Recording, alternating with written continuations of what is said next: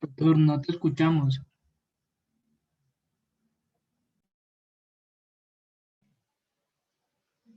Gracias, tenía el micrófono inhabilitado. Bueno, entonces vamos a comenzar. En programación se manejan tres tipos de estructuras básicas. Las primeras son las estructuras secuenciales. Las estructuras secuenciales incluyen todas las sentencias que se ejecutan en una sola línea, es decir, que no implican bloques de sentencias, sino una línea. Se caracterizan este tipo de sentencias porque se ejecutan una a una después de otra, en el orden en que están escritas. Por eso se llaman secuenciales o también se les dice lineales, ¿sí?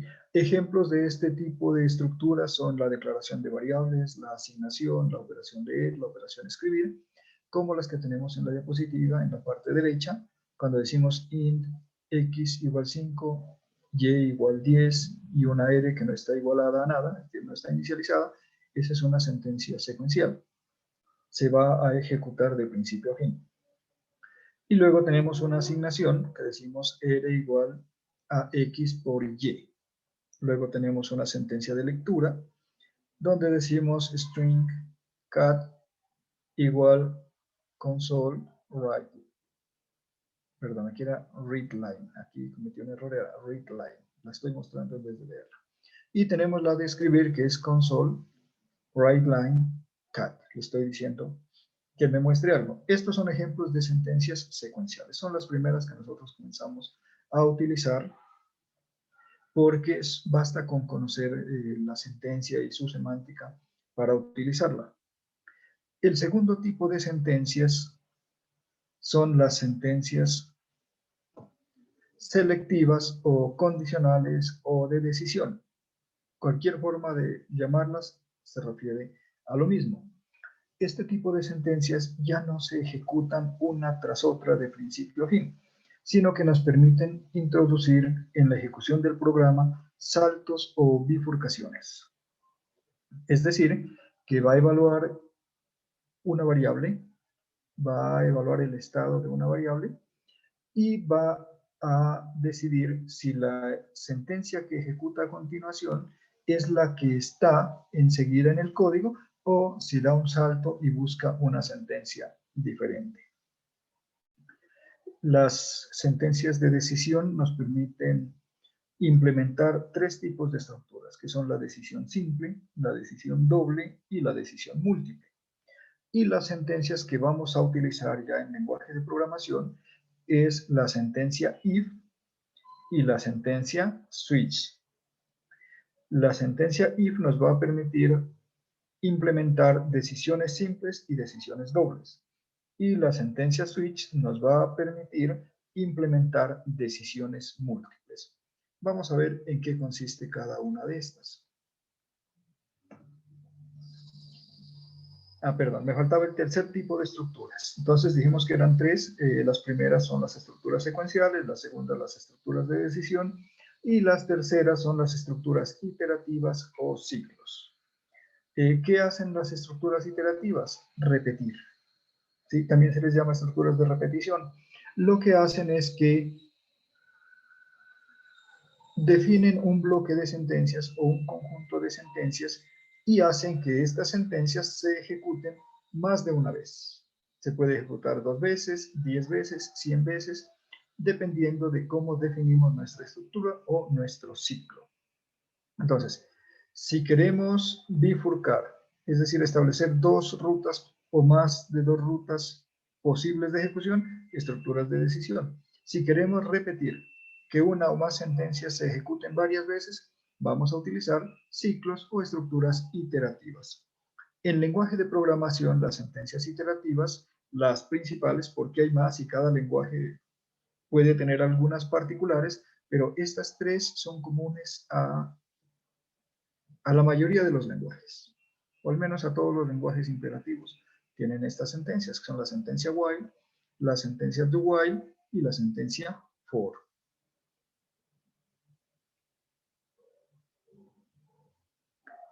Bueno, veamos más detalladamente la sentencia if, que es la que nos permite implementar estructuras de decisión.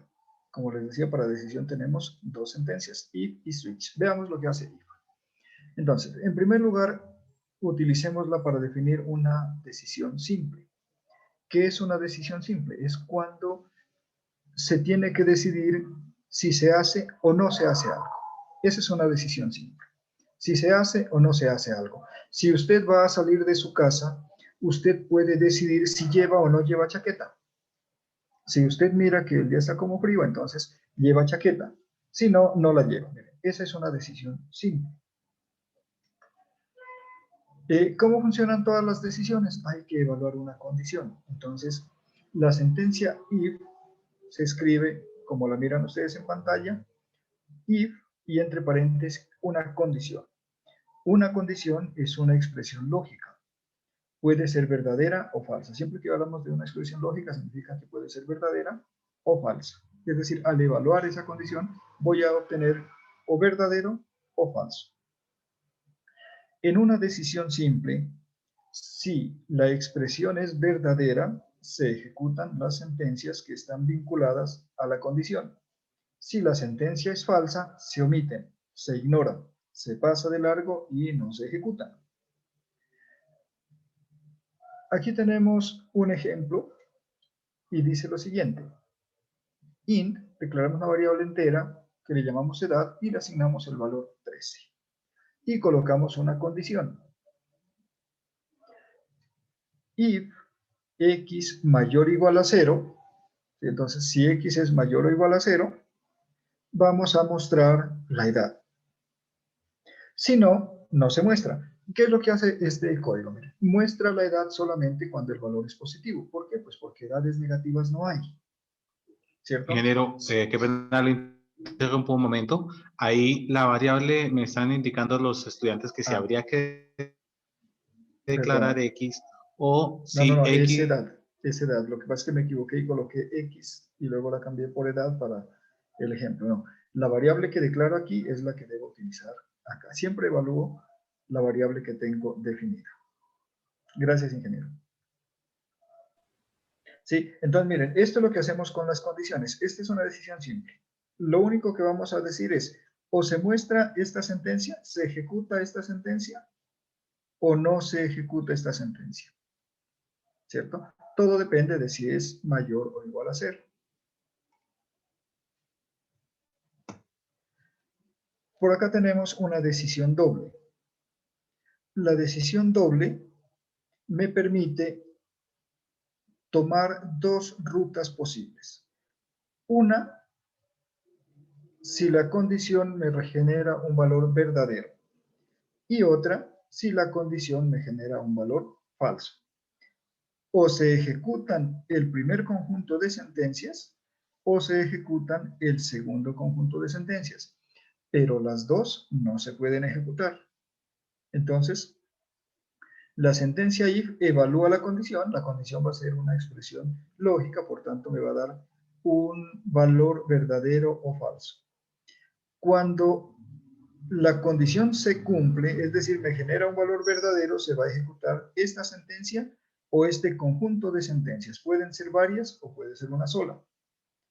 Pero si la condición es falsa, es decir, si no se cumple, entonces se va a ejecutar el segundo bloque del condicional, es decir, las que están asociadas a falso. Entonces, la decisión doble tiene las dos partes, tiene if y tiene else. ¿Sí? Esto es lo que hace una condición doble. If, else. Esto es si y va hasta aquí, el primer cuerpo. Si no, else, si no, ejecute el segundo bloque de sentencias. Bien. Resulta que hemos colocado aquí llaves, ¿cierto? En programación, las llaves se utilizan para definir el cuerpo de algo o para definir un bloque de sentencias. En la sesión anterior les decía el cuerpo de la clase o el cuerpo del método, ¿cierto? Aquí tenemos el cuerpo del condicional, es decir, el bloque de sentencias que se ejecutan bajo esta condición. Puede ser una o puede ser más sentencias. Entonces, la estructura general del condicional es que nosotros coloquemos entre llaves las sentencias que están asociadas a esta condición. Y acá coloquemos abajo entre llaves las sentencias que están asociadas al caso de que no se cumpla la condición, es al else. ¿Sí? Ahora, cuando solo tengo una sentencia vinculada al valor verdadero o una sentencia vinculada al valor falso, yo puedo omitir las llaves. Eso es válido, omitir estas llaves, cuando es solo una sentencia. ¿Listo? Pero como somos dados a generar un hábito, lo mejor es que generemos el hábito para los casos más complejos. Es decir, utilicemos siempre las llaves. ¿Por qué? Porque si utilizamos llaves y colocamos una sentencia, funciona bien. Pero si no colocamos llaves y después colocamos dos sentencias, allí nos va a dar un error, nos va a funcionar mal, porque solamente va a vincular con la condición la primera sentencia y la segunda ya va a estar fuera de la condición. Entonces, la mejor forma de comenzar a trabajar con estas sentencias es acostumbrarnos a utilizar siempre las llaves para encerrar la sentencia o el bloque de sentencias vinculado a la condición para el caso de verdadero y las vinculadas a la condición para el caso de que el valor sea falso. Y como pueden ver, el uso de if es bastante sencillo. Veamos un ejemplo de decisión doble.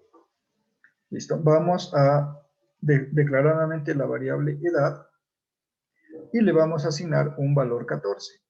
Miren, esta condición ¿qué hace? Nos dice si una persona es mayor o menor de edad. Esto es lo que hace. Este programita lee la edad, o mejor dicho, evalúa la edad de una persona y nos dice si es mayor o menor de edad. Ahora, yo podría colocarle cantidad de cosas más. Podría decirle si puede votar, si puede contratar, si se puede casar, ¿cierto? O por el contrario, si es menor de edad, si depende de su familia, si tiene que ir al colegio. Bueno, eso ya es lo que yo le quiera colocar dentro del condicional. Lo importante aquí es que yo evalúo una variable con una expresión lógica. Aquí es una expresión relacional que me devuelve un valor lógico. ¿Sí? Y estoy preguntando, ¿edad es mayor o igual a 18? Si se cumple, es decir, si esta condición es verdadera, me muestra mayor de edad.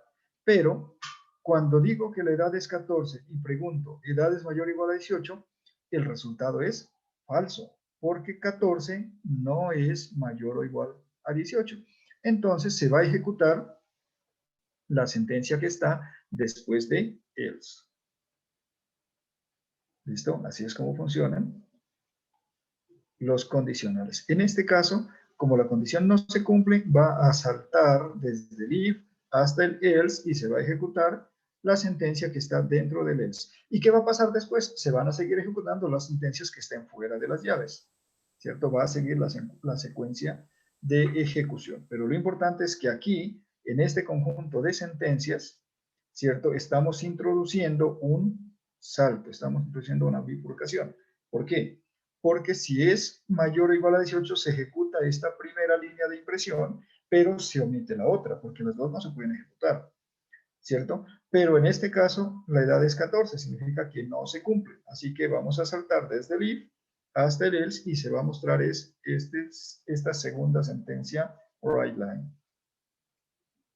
Muy bien. Hasta allí la estructura de la sentencia if. Veamos ahora la sentencia switch, que es la que nos permite implementar decisiones múltiples. ¿Qué es una decisión múltiple? Es cuando se tienen más de dos rutas posibles de ejecución.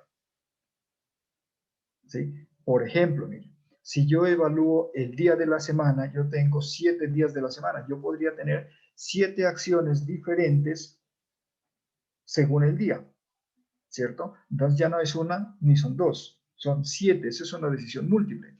Si evalúo un número que represente el mes, yo podría tener una acción o una ruta de ejecución o un conjunto de sentencias asociadas a cada mes. Entonces, si tengo 12 meses, yo podría tener 12 posibles rutas de ejecución en mi programa. Entonces, esa es una decisión múltiple.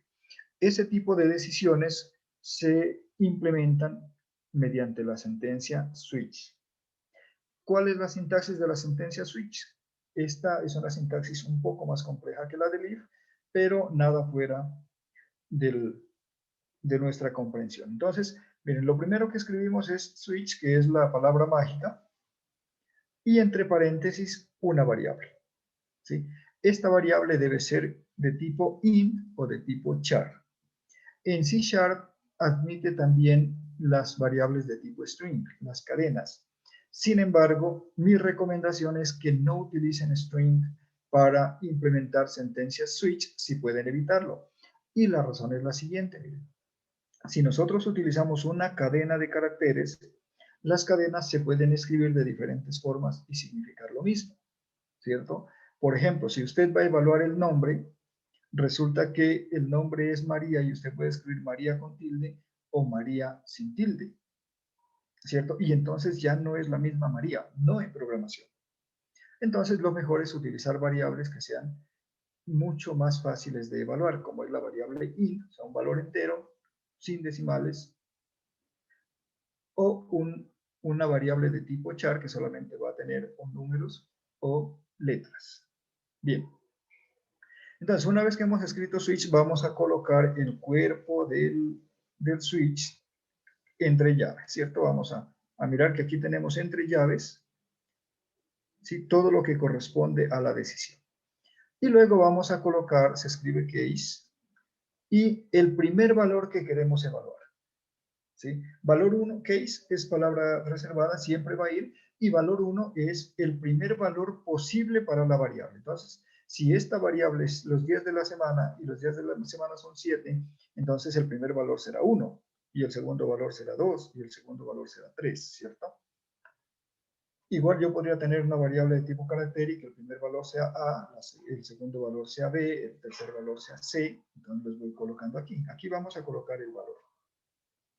Y luego viene aquí las sentencias que están asociadas al valor 1. Aquí puedo tener una o puedo tener varias sentencias que se van a ejecutar cuando esta variable tiene este valor, ¿cierto? Aquí se van a ejecutar todas las sentencias. Y voy a cerrar este bloquecito que corresponde al valor 1. Este bloque lo vamos a cerrar con la palabra reservada break. ¿Sí? ¿Qué significa break? Interrumpir, ¿cierto? Romper. Entonces, cuando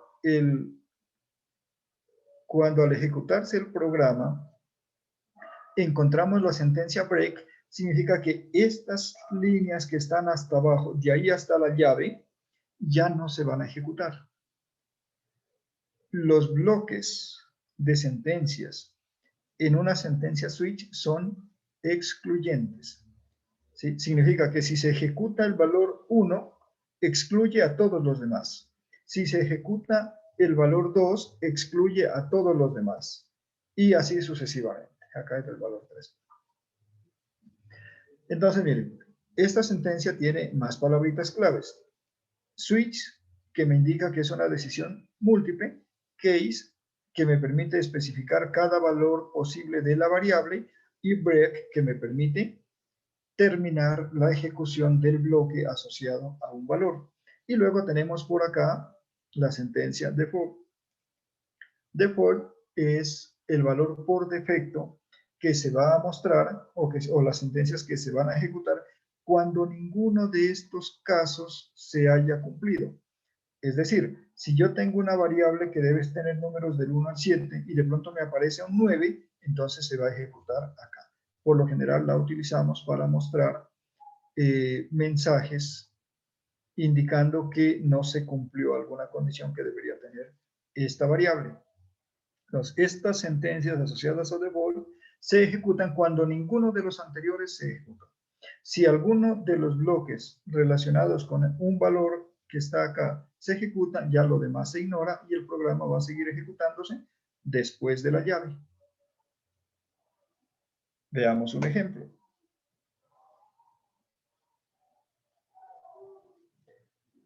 Declaramos la variable día, que es de tipo int, y luego la vamos a evaluar. Entonces, mira, aquí tenemos switch día. Y tenemos el case, puede ser que el valor de día sea 1. En ese caso mostramos que es lunes. Pero si no es 1, entonces vamos a ver si es 2. Y si es 2, mostramos martes.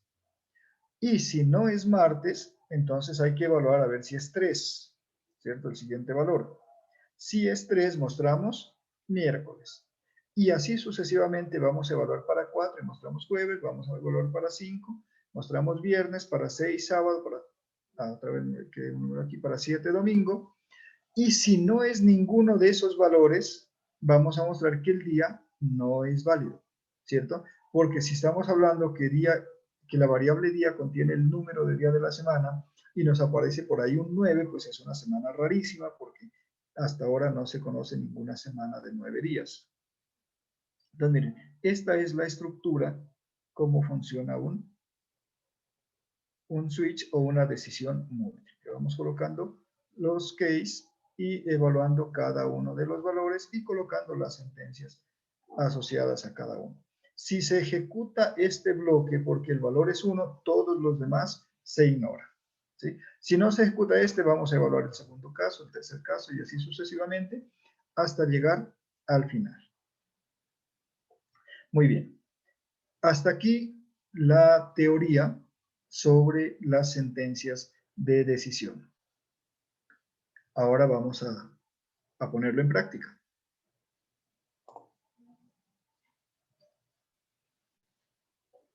¿Hay alguna pregunta que esté sin responder hasta el momento? Por ahora no, ingeniero. Listo, avancemos entonces. Bien, entonces vamos a Visual Studio, listo, y hacemos lo que ya sabemos hacer. Vamos a crear un proyecto, ¿cierto? Vamos por archivo, nuevo, proyecto. Aquí nos va a aparecer la interfaz, la ventana para crear el proyecto. Le vamos a decir que es una aplicación de consola. Y acá le vamos a decir el nombre. Listo, yo le voy a llamar ejemplo 01. Y voy a cambiar aquí la ubicación. Esto es lo que ustedes van a hacer cuando avanzan a cada paso en el desarrollo de curso. Listo, entonces aquí en documentos, listo, ya tengo algunos ejemplos. Miren que los anteriores los dejé en conferencia 3, ahora voy a crear la carpeta conferencia 4 y todos mis programas van a quedar ahí.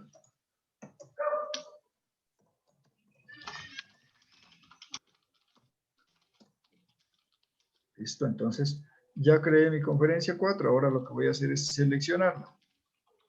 Entonces, dentro de esa carpeta conferencia 4, que ustedes la pueden ver aquí, me va a quedar el programa ejemplo 1.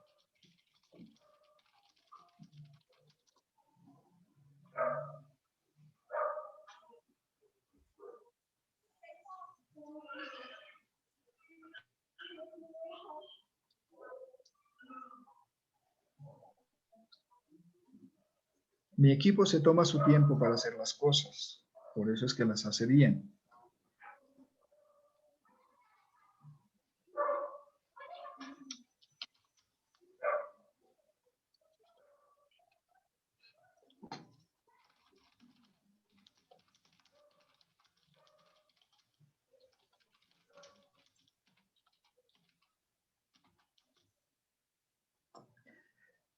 Bueno, una pregunta que he tenido recurrente en Skype, ¿sí? Es sobre program y sobre las clases que yo les he enseñado a definir. Entonces voy a explicar esto, ¿sí? Para que todos lo conozcamos. Y bueno, pues si después hay dudas tenemos que seguirlas respondiendo, ¿no? Entonces, miren, en programación orientada a objetos, uno de los principios de la programación orientada a objetos es que nos permite separar la implementación de las clases de la interfaz que utiliza dichas clases. ¿Qué significa esto? Miren, que las clases son especializadas, ¿sí? Por ejemplo, si tengo una clase que es triángulo y que me permite calcular el área del triángulo, ¿sí? Esa clase solo hace eso. Y si tuviera otra clase que fuera círculo y que me permitiera calcular el perímetro y el área y el diámetro del círculo, esa clase solo hace eso, o sea, no hace más cosas. ¿Y a qué nos referimos con la interfaz? La interfaz es la que permite que los usuarios interactúen con los programas. Entre otras cosas, las interfaces lo que hacen es capturar información y mostrar información, ¿sí? Entonces, yo, aunque estos ejemplos sean muy sencillos, siempre procuro que se diferencie la interfaz de la implementación. ¿Para qué? Para que aprendamos a implementar bien las clases, ¿cierto? Porque mucho de lo que hagan ustedes cuando sean profesionales o como programadores ya más avanzados depende de lo que hacen en estos primeros ejercicios, ¿sí? Entonces, por eso es que quizá los enredo un poco cuando yo utilizo las dos clases y hago una clase que hace lo que queremos que haga y luego la llamo desde el main que está en la clase program. Es precisamente porque esta clase program con ese método main la utilizamos como la interfaz y desde aquí controlamos la otra clase que hemos desarrollado para satisfacer unos requerimientos concretos, ¿cierto? Específicos. Bien, habiendo explicado esto entonces, bueno, entonces la pregunta era, ¿yo puedo hacer todo en la clase juego o en la clase banco o en la clase estudiante? La respuesta es sí. ¿Qué tendría que hacer? Pues tendría que borrar esta clase program, ¿cierto? Para eliminar este método static void main y luego crear en su clase un método static void main para que a partir de allí se ejecute el programa. Recuerden que este método solo debe aparecer en una clase en todo nuestro proyecto. Debe aparecer una sola vez, en una sola clase, en todo nuestro proyecto. Nuestro proyecto puede tener todas las clases que usted quiera, pero solo una de ellas debe tener este método porque por aquí es por donde comienza a ejecutarse el programa. Por eso en este método es que instanciamos los objetos, en este método es que comenzamos a invocar los métodos, ¿cierto? Métodos se pueden invocar desde cualquier otro método. Un método puede invocar a otro y ese a otro y ese a otro. Eso no tiene problema. Pero ¿dónde comienza la ejecución? La ejecución comienza aquí. Por eso es importante tener claro qué hace este método y dónde está. Este está en la clase program. ¿Yo puedo programar dentro de este método? Sí, usted puede programar todo lo que quiera. ¿Listo? Pero si usted está desarrollando software orientado a objetos, pues usted tiene que definir las clases que satisfacen los requerimientos. ¿Sí? Entonces, miren, no importa si su programa es complejo o es sencillo. Usted va a aplicar el modelo orientado a objetos y va a crear clases y va a crear métodos y va a instanciar objetos y va a invocar los métodos o lo que es igual enviar mensajes al objeto desde aquí. Listo. Entonces, miren, el primer ejemplo que vamos a hacer hoy va a utilizar solamente estructuras secuenciales, ¿sí? Y voy a hacer un ejemplo quizá el más sencillo de todos, ¿sí? Voy a hacer el ejemplo más sencillo de todos para que ustedes miren que no se trata de que sean super clases complicadísimas para que yo pueda desarrollarlo. ¿Listo? Entonces, ¿qué vamos a hacer? Y lo voy a escribir aquí porque también esto es lo que les he estado indicando pues a los que han estado en el grupo de Skype, ¿no? Y es que tenemos que definir qué hace nuestro programa, porque es muy difícil uno tener que leerse el código para tratar de adivinar qué es lo que hace. ¿Listo? Entonces, siempre escribamos qué es lo que hace. Entonces, miren, esto se llama ejemplo 01 y lo que hace es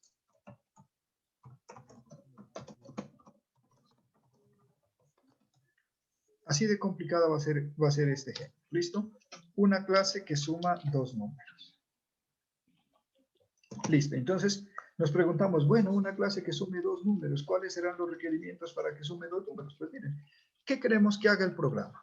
Lo que queremos que haga el programa es que introduzca un número que le voy a llamar A, luego que introduzca otro número que le voy a llamar B, y luego que lo sume, ¿cierto? Entonces, eso es lo que vamos a hacer. Bien. Entonces, miren, yo eso lo podría hacer aquí en el método main, pero entonces allí estaría utilizando programación estructurada, no estaría utilizando programación orientada a objetos. Y lo que queremos es enseñarles a ustedes programación orientada a objetos. Este es un curso de fundamentos de programación orientada a objetos. Así que voy a venir por acá y voy a agregar una clase, ¿listo? Y algo parecido a lo que ustedes tienen que hacer con cada uno de esos ejercicios que tienen en el banco de ejercicio, ¿listo? Y le voy a llamar a esta clase, le voy a llamar número. Y la agrego. Miren, ahora mi proyecto ya tiene dos clases, la clase program y la clase número. Y acá ya me apareció la clase número. ¿Sí? Ya me dice en qué proyecto está, ya me apareció en la primera sentencia, que es clase número, que me la define, ¿cierto? Y aquí voy a definir los atributos. Y voy a decir que los atributos son de tipo entero y va a ser A, y va a ser B, ¿listo? Y va a ser R. Así de sencillo. ¿Listo? ¿Qué hacemos después? Miren, lo que vamos a hacer después es definir un método constructor. Ya lo he explicado antes, el método constructor es importante porque nos permite definir el estado inicial del objeto. Si nosotros no colocamos un método constructor, el compilador de C# va a definir por defecto el método constructor, aunque no lo escribe, pero está implícito, ¿sí? Y no hace nada, solamente crea el objeto, pero no hace nada. Entonces, la idea es que nosotros demos valores iniciales a esos atributos.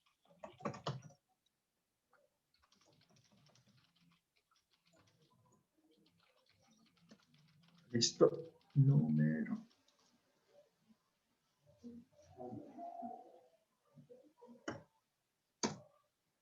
Bien, y lo que voy a decir es que A es igual a 0, que B es igual a 0, y que R también es igual a 0. ¿Listo? Eso puede ser tan sencillo de hacer como un constructor, ¿cierto? Ahora, yo puedo tener un constructor con parámetros.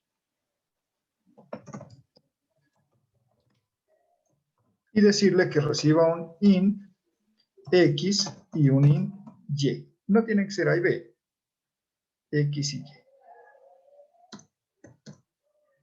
Miren, todavía no he entrado en materias de decisiones, solo que estoy abordando esto porque me pareció que faltaba como explicación de esta parte, ¿listo? Y lo que voy a decir aquí es que A es igual a X y que Y es igual, perdón, y que B es igual a Y, ¿cierto? Y allí tengo mi segundo constructor que recibe parámetros. Listo. Como los objetos encapsulan sus atributos, aquí me faltó el private, ¿sí? Yo necesito métodos para poder acceder a ellos. Entonces, por eso es que es importante definir los métodos para colocar valores a los atributos y los métodos para recuperar dichos valores. Entonces, lo primero va a ser un método que no devuelve nada, que es setA. Y recibe un valor. Y lo que hace es decir que A es igual a esa variable que vino de fuera. Y lo mismo voy a hacer con B.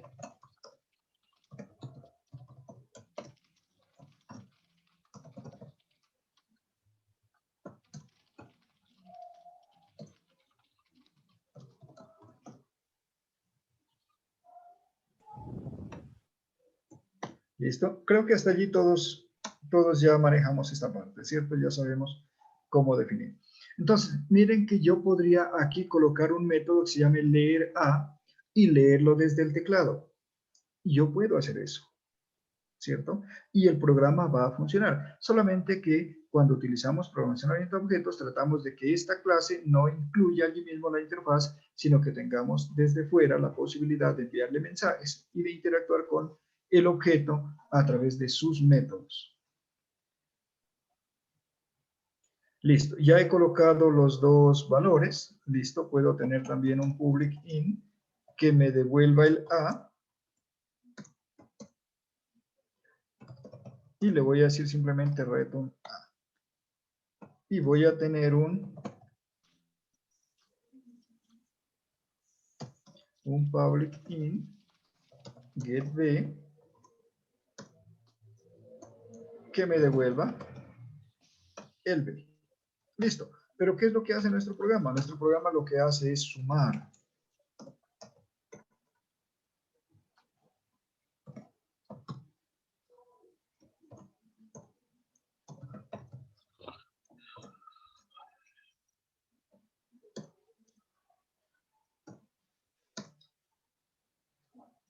¿Sí? Entonces, miren, este método todo lo que hace es que en el atributo R va a colocar el valor de A más B. ¿Listo? Y para yo tener cómo sacar ese valor de R, necesito también un método. Y le voy a decir que es public int y le voy a llamar getSumma.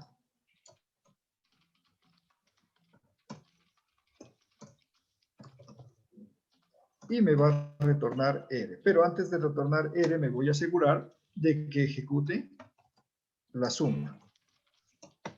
¿Listo? Entonces cuando yo le digo getSumma, el primero va a sumar y luego me va a devolver el atributo R que lo tengo definido acá.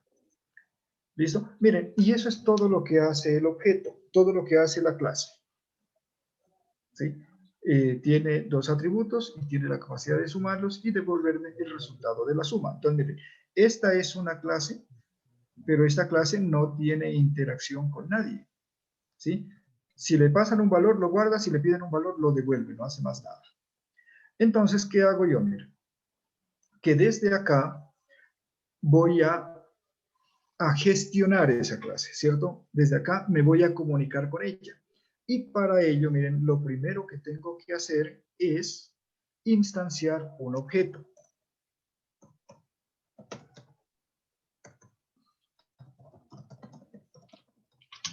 Y para instanciar un objeto, lo que yo hago es declararlo con el mismo nombre de la clase. ¿Listo? Y le voy a decir que se llama número 1 y que es igual a new número. ¿Listo? Entonces miren ustedes que n1 es igual a número y obviamente no le mandamos ningún valor. Pero a número 2 voy a utilizar el segundo constructor y le voy a mandar el 5 y el 8. ¿Sí? Entonces miren, n1 está utilizando este constructor que coloca todo en 0. ¿Por qué? Porque como no recibe nada, mientras que N2 está utilizando el segundo constructor, que es el que recibe parámetros y por ende inicializa con esos parámetros los atributos. ¿Sí? Bien, entonces como este es el método que interactúa con el usuario, aquí yo sí puedo leer los números. Yo puedo pedirle al usuario que me diga cuáles son los números que él quiere operar y los mando a N1, que es el objeto que es capaz de operar con esos números. ¿Listo? Entonces, miren, yo puedo hacer algo como esto.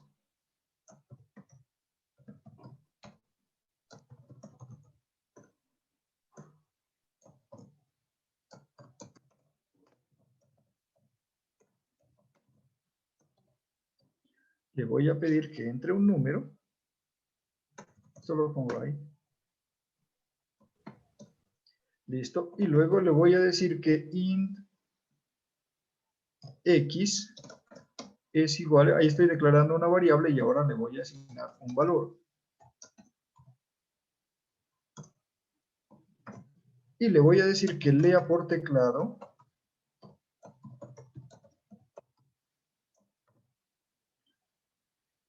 un valor. Entonces, miren, esta sentencia que he colocado aquí, console readline, lo que hace es leer una cadena. Pero esa cadena yo la voy a convertir a entero. La voy a convertir a entero y se la voy a asignar a la variable x. ¿Sí? Voy a hacer lo mismo para para el segundo valor y los voy a enviar al objeto N1 que no tiene nada.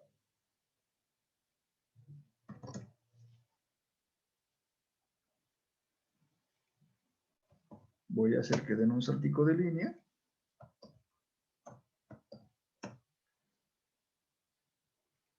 Esta es la variable y.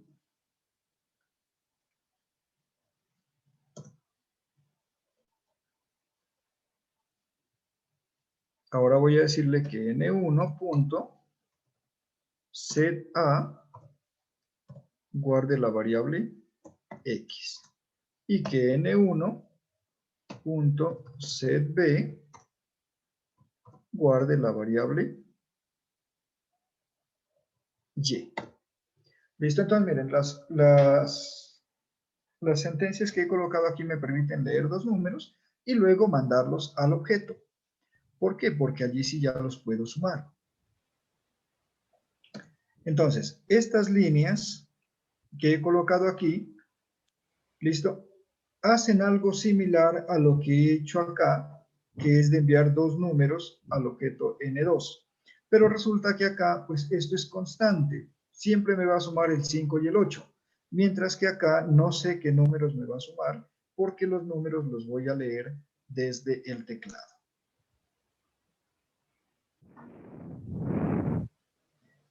Bueno, ¿qué hacemos ahora? Pues vamos a decirle tanto a N1 como a N2 que nos devuelva la sumatoria.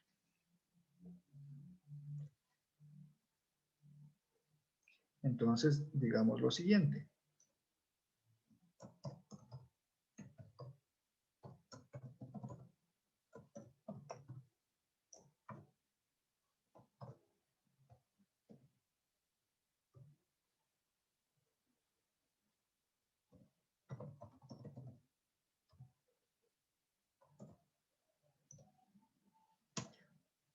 Y aquí coloquémosle el llamado a la suma en el objeto N1.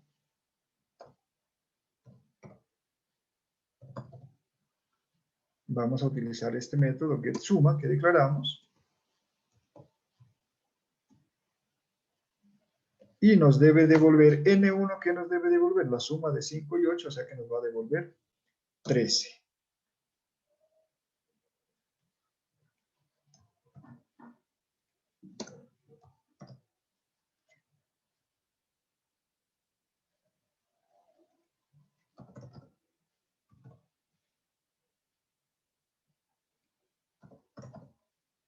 Y la sumatoria en el segundo objeto nos va a devolver, no sabemos cuánto nos va a devolver, porque depende de los datos que nosotros le ingresemos.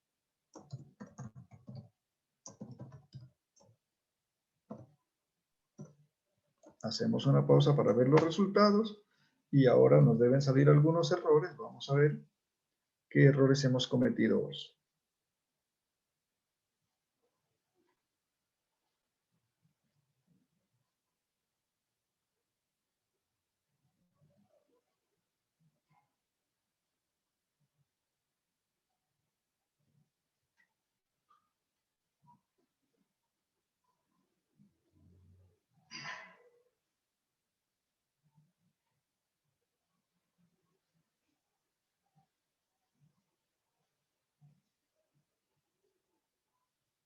Bueno, no cometimos ningún error de sintaxis, esperemos no haber cometido errores de lógica. Listo, el programa se está ejecutando y nos dice que entre un número, entrémosle el 3, luego nos pide que entremos otro número, entrémosle el 2, ¿cierto? Y ahora nos muestra, miren, la sumatoria en el objeto N1 nos está sumando el 3 y el 2 y nos da 5. Y en el objeto N2, como le dimos el 5 y el 8, nos está dando la sumatoria, que es 13. ¿Listo? Entonces, miren, desde aquí estamos interactuando con el usuario y con el objeto de la clase número que creamos acá. ¿Sí? Ahora, ¿yo puedo leer los números y sumarlos aquí mismo? Claro, es lo más sencillo del mundo, ¿cierto? Ya tengo X y tengo Y, podría decir que z es igual a x más y mostrar el resultado. Pero entonces allí no estaría aplicando programación orientada a objetos porque no estaría enviando ningún mensaje a ningún objeto. ¿Sí? Entonces, esto, ¿sí? Esto que hacemos aquí tan sencillo es un modelo muy robusto de programación que es lo que nos ha permitido, entre otras cosas, crear todos los programas en modo gráfico que utilizamos. ¿Sí? Porque estos programas en modo gráfico lo que tenemos son clases de objetos, ¿sí? Que responden a diferentes eventos y a diferentes mensajes. Bien. Entonces, hecho nuestro primer ejemplo, y miren aquí que todo lo que hemos hecho son estructuras secuenciales, porque en realidad lo que hemos hecho es registrar valores para los atributos, consultar los valores de los atributos, y lo más complejo que hicimos aquí fue una expresión aritmética, es decir, una suma.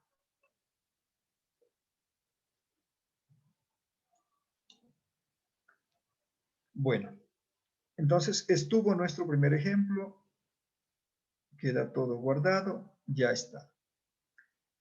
Si hay alguna pregunta que quieran hacerme sobre este primer ejercicio, la resuelvo antes de pasar al segundo. Profe, tengo una inquietud. Aló. Sí, te escucho. Si se utilizaría variables, ¿qué se cambiaría? ¿Se cambiaría el public int por el flap? Por favor, dime qué entiendes por variable. Perdón. Si se cambiaría por decimales. O sea, en vez de introducir enteros a decimales, es que es. Sí, ya le comprendo ahora. Sí, si quisiera trabajar no con datos enteros, sino con reales, utilizaría aquí float. Flap. Ya. Ajá. Ah, listo. Claro, ese float tiene otras consecuencias. Y es que acá, miren, acá, cuando yo utilizo la variable para leer un valor que voy a enviarle, estoy utilizando int. Tendría que utilizar también float, ¿cierto? O sea que los datos que voy a leer para esos atributos deben ser float. No puedo mezclar tipos de datos, ¿no? Aunque hay algunos que se llama refundición, que se refunden muy bien, es decir, que son compatibles, pues lo mejor es que yo utilice siempre el mismo tipo de dato para guardar cierta información. Entonces, por ejemplo, si voy a guardar la nota de un estudiante, voy a trabajar siempre float. En ningún momento voy a utilizar int, ¿sí?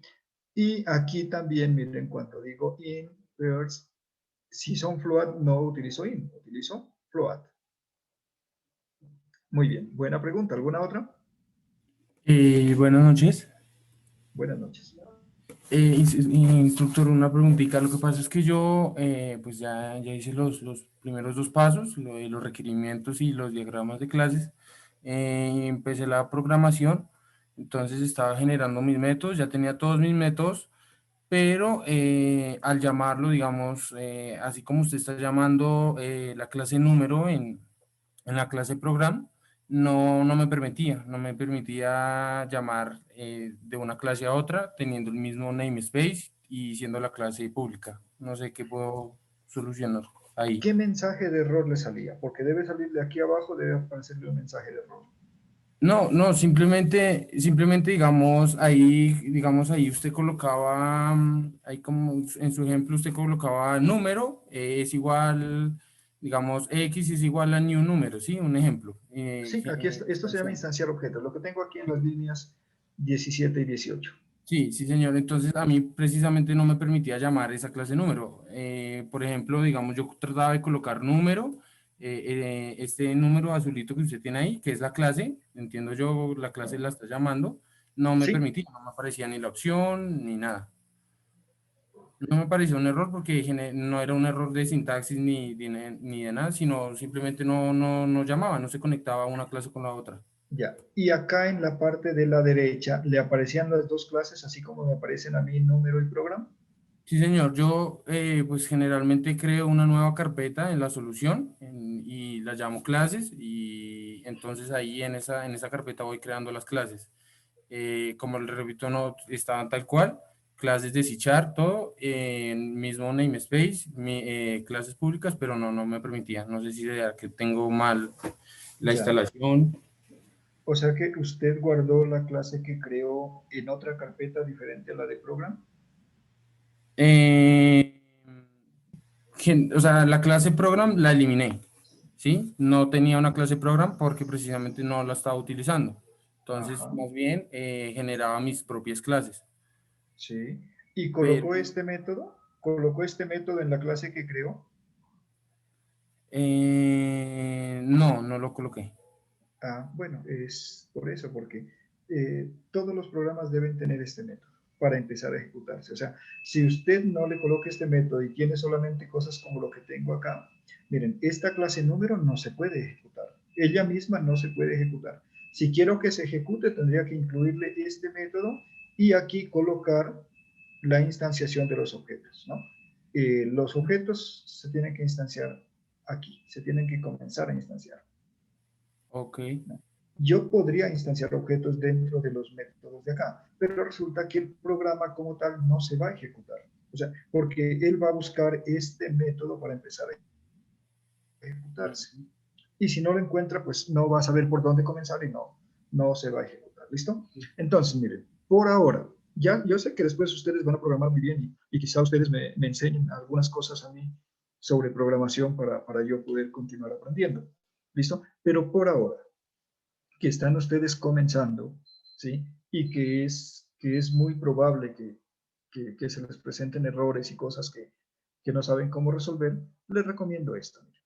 Dejen su clase program con su método static void main quietico y creen por acá las clases que necesitan, ¿cierto? Si necesitan una, crean una, si necesitan dos, crean dos, y luego cuando van a ejecutar el programa, pues desde aquí, desde el main, instancien los objetos que necesitan.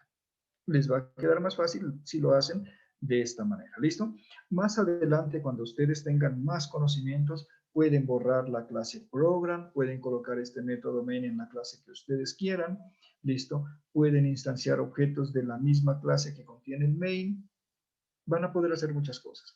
Por lo pronto, mientras comenzamos, mientras arrancamos, ¿sí? Mientras tenemos esta experiencia de que los programas no funcionen, yo les recomiendo que lo hagan como he hecho este ejemplo, ¿listo? Así como hice este número que suma, ustedes pueden hacer una clase banco que calcula el valor futuro de una inversión, pueden hacer la clase nota que calcula la nota definitiva de un estudiante, pueden hacer la clase factura que calcula el valor total de unos productos, en fin, todas las clases que quieran. ¿Sí? Y ya no me acuerdo qué más tipos de ejercicios se proponen en el anexo 1 del paso 2. Bien, como quiero hacerles ejemplos también con estructuras de decisión, vamos a avanzar. Profe, qué pena ¿Sí? interrumpir. Una pregunta. En los problemas que tenemos, ¿hay la opción de pronto de que se usen constantes o ninguno lleva constantes? Por favor, defíname lo que usted entiende como constante.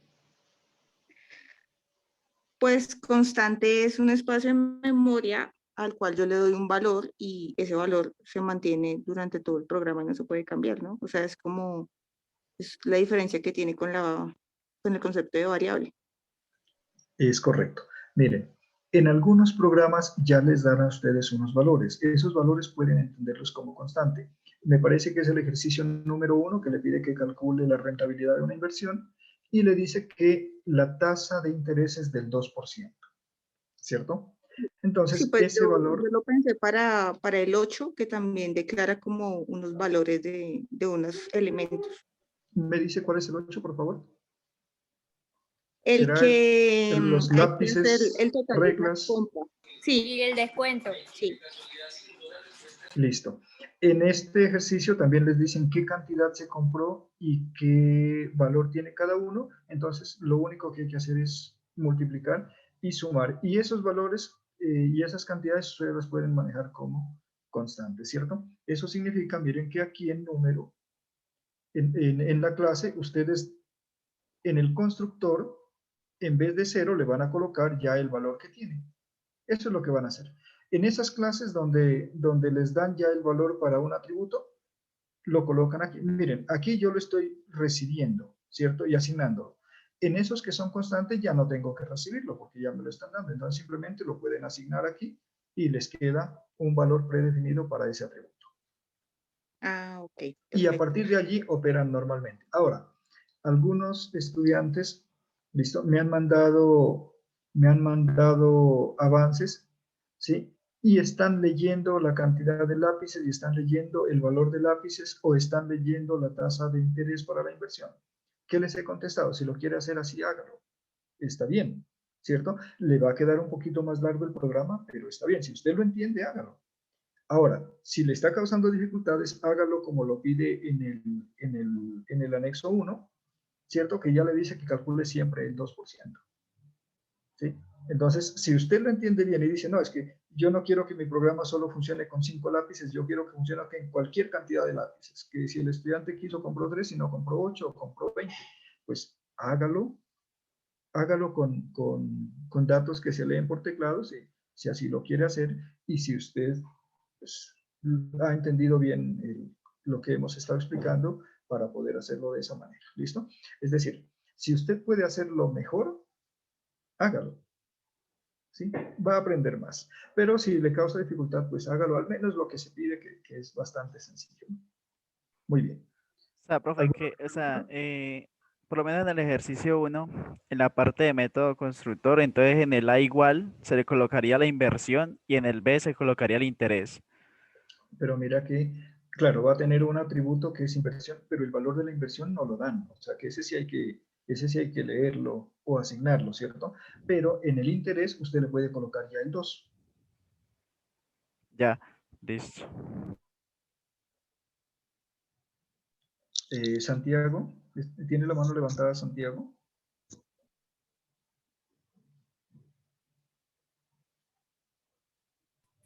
Santiago. Ven, se me olvidó bajarla. Ya la hago Bueno, abajo. ok. Gracias. Michael, Buenas noches. buenas noches. Disculpe, yo tengo una inquietud. Sí, Es que yo instalé el el Visual Code, pero el que nos recomendaron.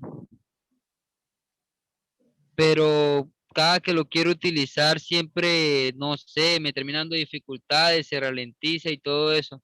Pero yo ajá. tengo otra versión. ¿Puedo hacerlo igual en esa otra versión? ¿Qué versión? Por ejemplo, lo que ustedes recomendaron dice que es Microsoft Visual Studio y yo tengo Visual Studio. Bueno, miren, el asunto es que recomendamos Visual Studio Community, ¿no? Porque hay varias distribuciones, varias versiones de Visual Studio. ¿Por qué recomendamos Community? Porque ese se puede utilizar libremente. Ustedes pueden descargarlo con su correo de estudiantes e instalarlo. Los demás puede que les pidan pago o que en su defecto les pidan códigos y anden ustedes varados por ahí sin encontrar un código de Disculpe, activación. el que yo tengo instalado, ese yo lo tengo desde hace tiempo, eso ya no hace falta pagar nada y nada para poder usarlo, creo yo. Lo que lo usa un par de veces y no más, yo ya lo instalé con unos parches y esa cosa y ahí lo tengo. Lo puedo Bien, usar normal. Sí lo puedo usar, ¿verdad?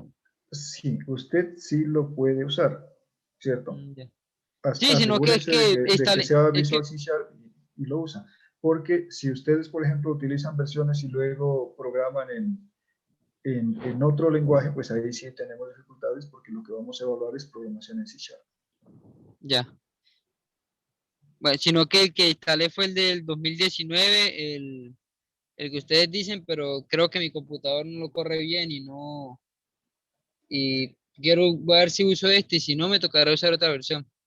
La versión 2019 es pesada, por eso yo les dije, si tienen un computador de última generación, háganle, pero si su computador es como el mío, que no es de última generación, entonces instalen 2017 o 2015 o 2013.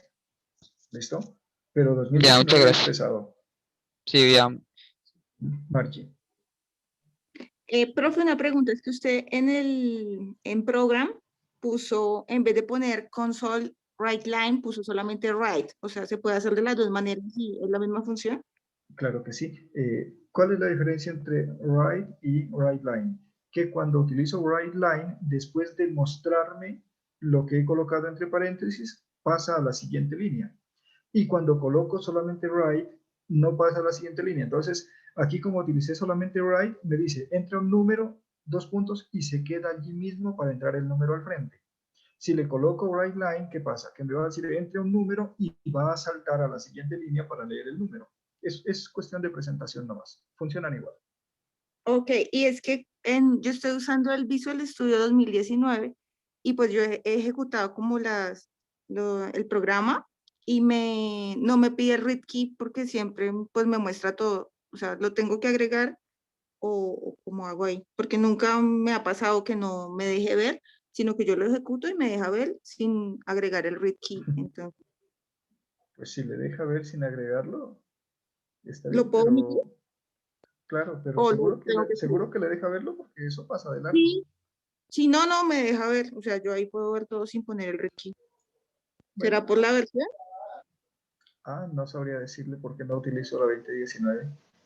Ah, bueno, vale, Pero si no lo necesita, pues no lo coloque. listo. Pena, yo también tengo una inquietud. Claro, Esteban, cuente. Trabajando en el 2019 y mirando que los compañeros, pues, algunos dicen que es diferente, ¿cuál nos recomendaría, tutor, descargar, el 2019 o el 2017? No, yo recomendé el 2017. Sí, o sea, si ustedes están en el 2019, bueno, ya va por su cuenta, pues, porque para empezar necesitan una máquina con buena memoria, buen procesador. Listo, pero recomendamos el 2017. Sergio. Gracias, tutor. Buenas noches. Hola. Hola, es que tengo una pregunta sobre la programación.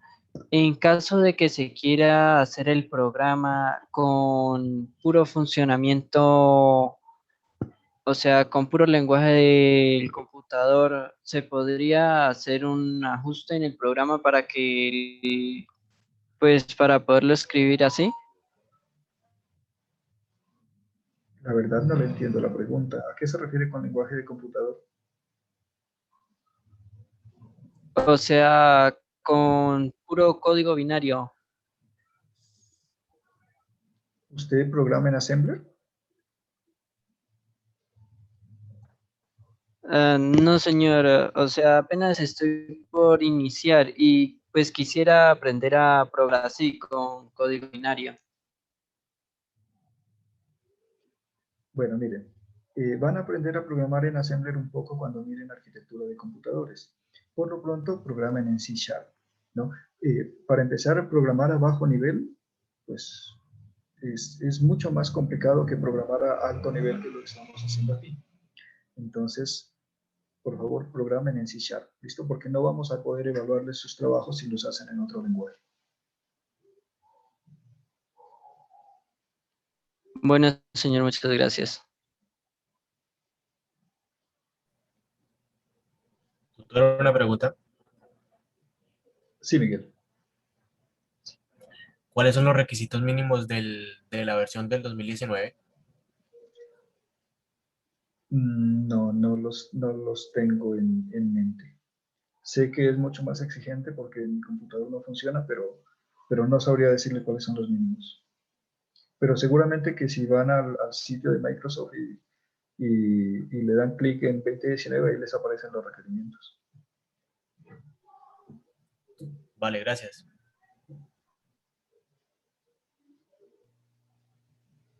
Una pregunta, profe.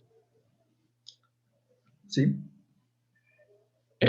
Los programas que vamos a crear de los dos problemas se pueden exportar para ejecutarse sin necesidad de abrir Visual Studio. No le alcancé a escuchar bien. Repítame la pregunta, por favor. Los dos problemas que estamos creando, esos mini programas que se van a crear o que se crearon, se pueden exportar en, no sé, un icono de escritorio o algo así para poder ejecutarlo sin necesidad de abrir Visual Studio para hacer la prueba? Profe, Sí, disculpe. Sí, ¿se le alcanzó a entender? sí, sí, que si Ah, puede bueno. ejecutarlo sin abrir el código fuente. Sí, claro, porque cuando usted compila va a ejecutar, va a generar un ejecutable y a ese ejecutable le puede crear un acceso directo desde el escritorio o desde el menú y si quiere le pone un icono, lo que quiera. ¿Listo? ¿Y cómo Pero tenemos ese ejecutable? oigan bien, para entregar, ustedes sí deben entregar los proyectos. ¿Listo? No manden ejecutables. Envíen el proyecto completo con todo. Ok. ¿Y cómo, por practicar ahora sí, cómo podría tener ese ejecutable? Ese ejecutable queda dentro de una de las carpetas que se crean con el proyecto en la debug. ¿Listo? Y si usted quiere crearle un acceso directo, simplemente le da clic derecho. Acceso directo y luego el acceso directo lo mueve a donde usted quiera. Gracias. Bueno. Profe, Perdón, pro- Sergio quería preguntar algo, fue que se le quedó la mano alzada. No, profe, buenas noches. Ok. Yo le envié mis avances de los problemas 6 y 8 y el profe me respondió que específicamente en el ejercicio 6 que no tengo que declarar los números del 1 al 60, sino que debo hacer eso mediante un ciclo. Pero pues la verdad eso del ciclo no, como que no lo tengo muy claro. No sé cómo hacer el ciclo pues para que no, o sea, para no declarar el 1, el 60, los múltiplos. Sí, claro. Miren, yo les recomendé a ustedes un libro y si ustedes van leyendo, allí van a encontrar lo de los ciclos con ejemplos, ¿listo? Y en la siguiente conferencia, pues vamos a explicar también el tema de los ciclos. Pero ustedes pueden avanzar por su cuenta también consultando. Yo les di un enlace al libro de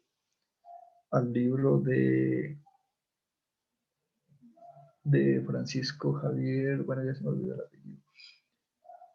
Y allí está bien explicado lo de los ciclos, así que no esperen a que yo les explique, vayan consultando lo que no van a tener dificultad con ello. ¿Listo? Pero sí, la recomendación es que no necesita usted declarar números del 1 al 60, simplemente un número y una variable para el número y esa va cambiando de valor del 1 al 60 mediante un ciclo. Juan.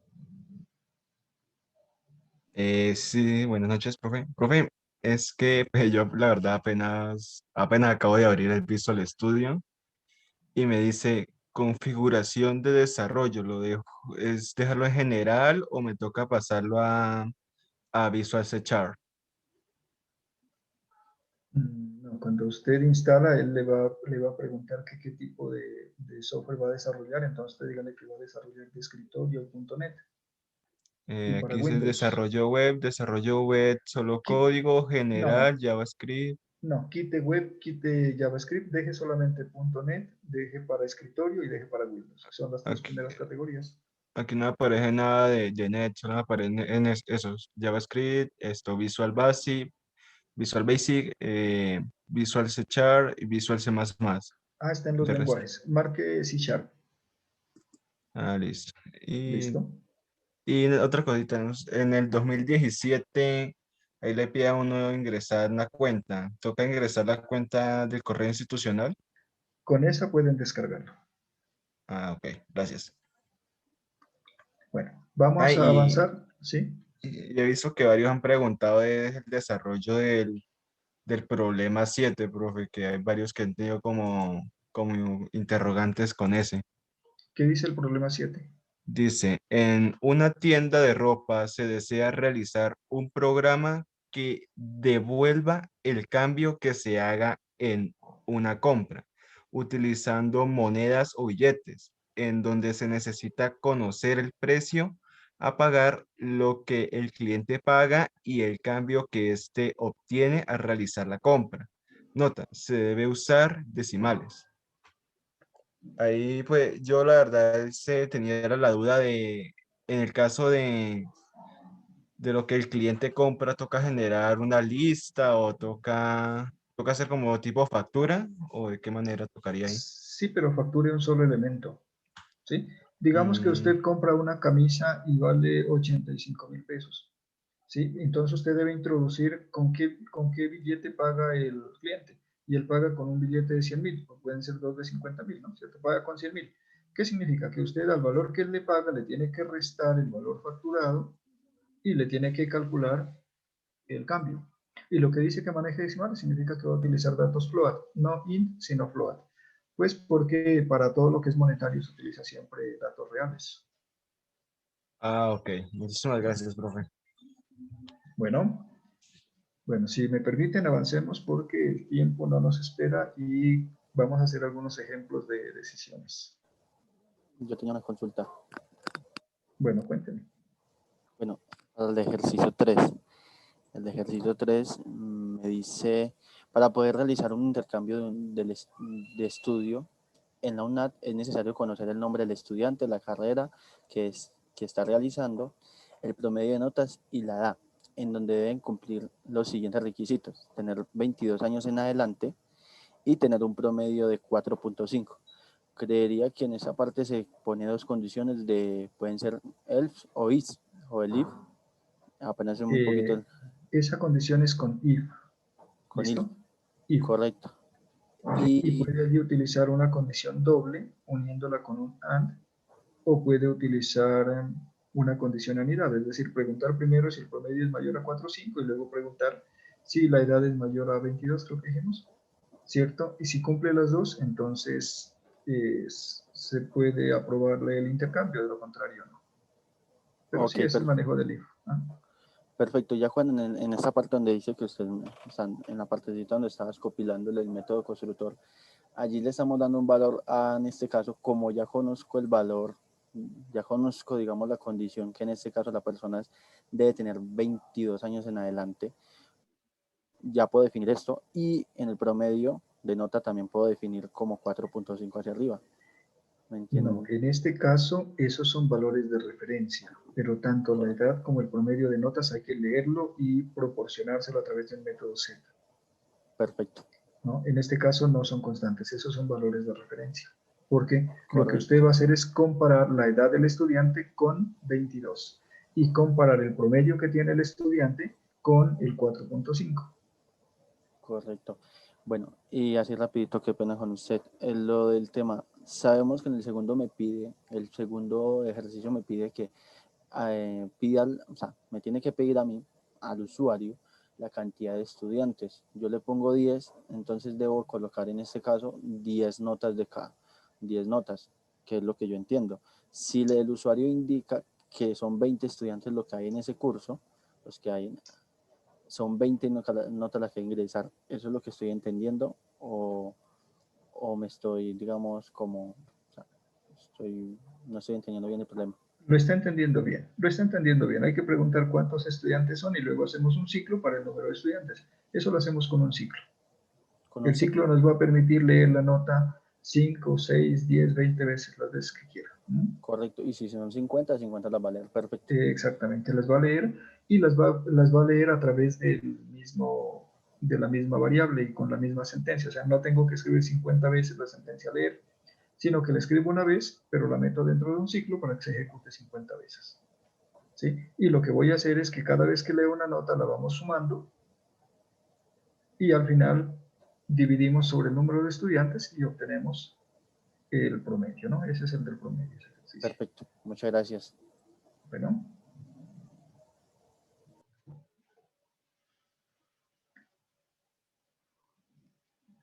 Bueno, entonces vamos a cerrar esta solución y vamos a comenzar otra.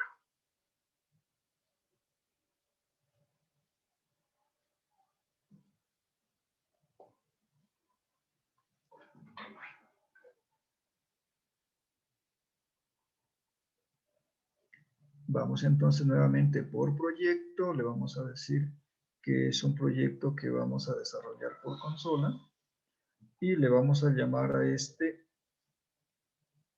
creo que el anterior se llamaba ejemplo 01, ejemplo 02. Sí, y ya aquí nos dice que lo vamos a guardar en conferencia 4 porque ese fue el espacio que creamos para los ejemplos de hoy, así que simplemente le vamos a dar aceptar.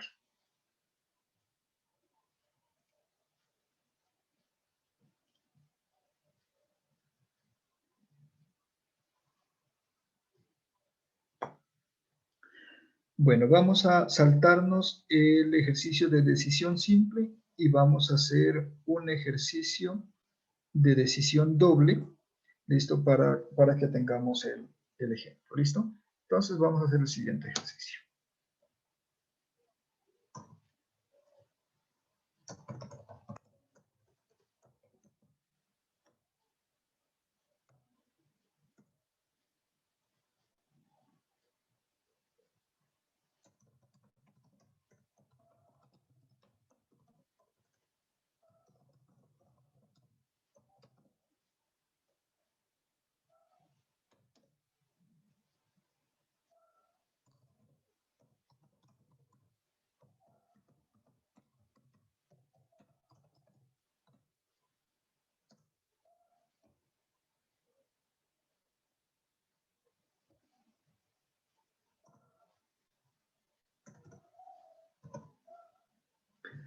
Vamos a hacer un ejercicio donde tenemos un programita que lee las notas de un estudiante y nos dice si el estudiante aprobó o reprobó el curso. ¿Listo? Ese es un ejercicio en el que tenemos que tomar una decisión.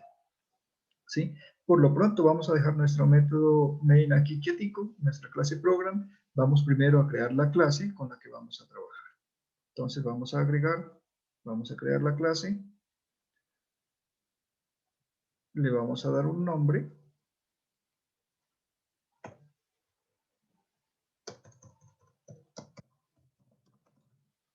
Listo, digamos lo que es estudiante. Y listo. Ahora tenemos la clase estudiante. Definamos los atributos.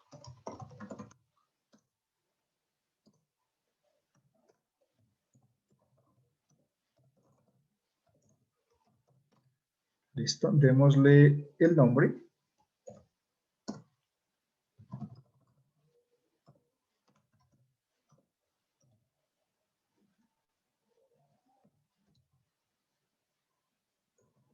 Llamémosle parcial. Pongámoslo en términos de la UNAD. Paso 1.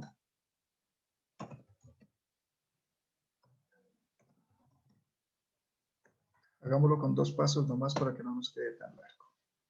Listo. Y definitiva.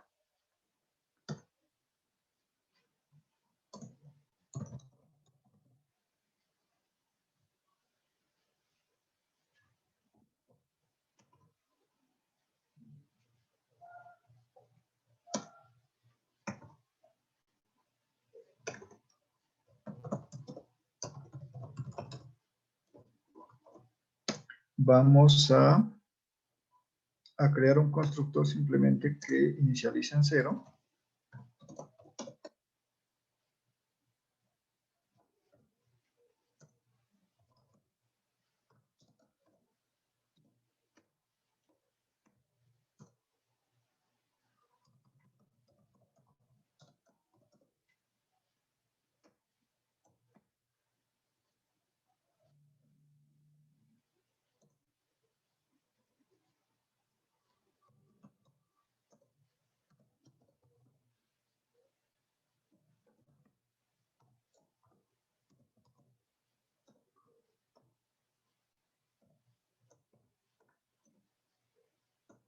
Listo, abrimos las llaves para el cuerpo del método y vamos a decir aquí simplemente que paso 1 es igual a la nota que me envían como parámetro.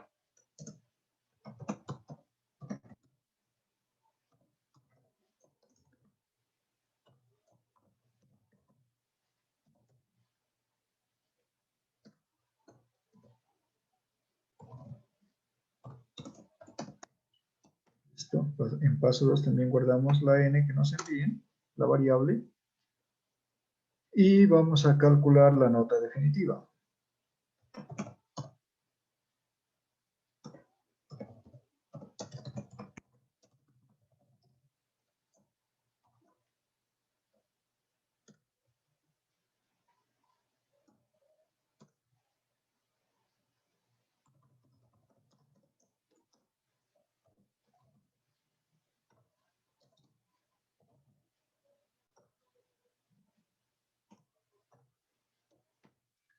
Listo. Definimos entonces, calculamos la nota definitiva, la vamos a calcular por promedio del paso 1 y del paso 2. ¿Sí? Y vamos a crear ahora sí los métodos get. Public product.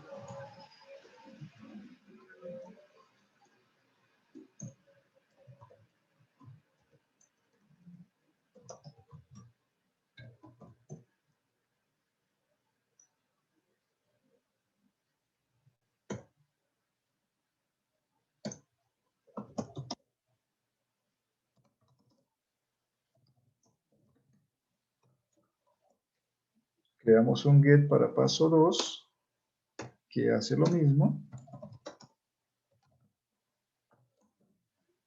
Y creamos un get para definitiva.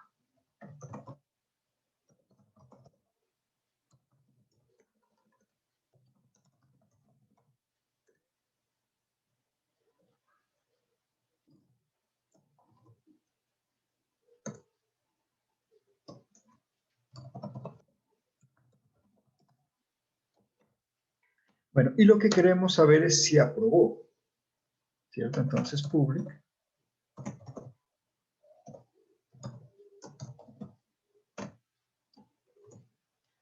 Y aquí, miren, vamos a tener nuestro condicional que nos diga si aprobó o no aprobó.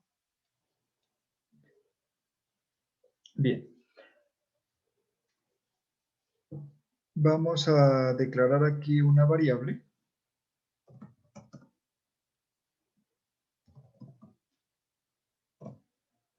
Y le vamos a llamar aprobó. Y es bool. Significa que es booleana.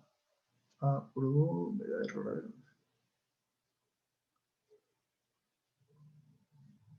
Y ahora vamos a preguntarnos si la nota definitiva es mayor o igual a 3.0. ¿Sí? Si es mayor o igual a 3.0, voy a utilizar las llaves para que nos acostumbremos a utilizar las llaves para cada parte del condicional. Vamos a decir que aprobó es igual a true. Si no, utilizamos else y vamos a utilizar llaves para indicar cuál es la parte que complete a else. Vamos a decir que aprobó es igual a false. ¿Sí? Miren, aquí he utilizado bool para decir aprobó, pero igual podría decir que es string y devolver sí o devolver no, ¿cierto? O decir que es int y devolver 1 o devolver 0 si perdió. La lógica es que él me dice si aprobó o si perdió. ¿Listo? Y al final, ¿qué voy a decir? Voy a retornar aprobó. Entonces, miren, este método es el que está utilizando el condicional. ¿Sí? Muchos de ustedes tenían la duda, ¿dónde utilizo los condicionales? Miren, los condicionales los pueden utilizar donde ustedes los necesiten. ¿Dónde los van a necesitar? Los van a necesitar en los métodos. Los pueden utilizar en un método de la clase que ustedes definen, o lo pueden utilizar en un método, o lo pueden utilizar también en el main. Hay muchas veces que uno necesita utilizar una condición en el método main. ¿Sí? Entonces aquí tenemos el condicional o la estructura de decisión if doble. ¿Cierto? Tiene if y tiene else. Si la nota es mayor o igual a 3, aprobó. Si no, reprobó, ¿cierto? O no aprobó. False. Listo. Creo que tengo todas las notas. Bueno. Resulta que este es el get aprobó, el get definitivo, pero tanto para devolver la definitiva como para saber si aprobó, ¿cierto? Necesitamos calcular la definitiva, que es un método que colocamos por acá. Entonces, si alguien me pide que devuelva la definitiva, pero yo no la he calculado, me va a devolver 0. Entonces, tengo que invocar el método calcular definitiva. Entonces, antes de devolverme la nota definitiva, siempre me va a calcular la nota definitiva. Ahora, como alguien podría preguntarme si aprobó o no aprobó, ¿cierto? Antes de hacer esto, también voy a calcular la nota definitiva para asegurarme que esta variable, este atributo, perdón, que no se lee, sino que se calcula, esté actualizado. Entonces aquí, en la misma clase que defino el método, lo estoy invocando. Ahora, si lo quiero invocar desde el método main de la clase program, es decir, desde fuera, también lo puedo hacer. Aquí me está dando un puntico.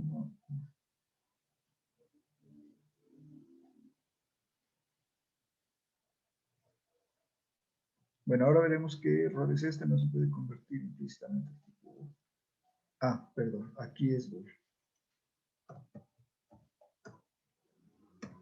Ese era el error, me estaba diciendo que no podía devolver una variable que declaré como bool si el método lo he declarado como de tipo float. Entonces, este método me devuelve solamente un bool. Bien. Entonces, ahora sí vamos al método main de la clase program. ¿Sí? ¿Qué vamos a hacer? Vamos a instanciar un objeto.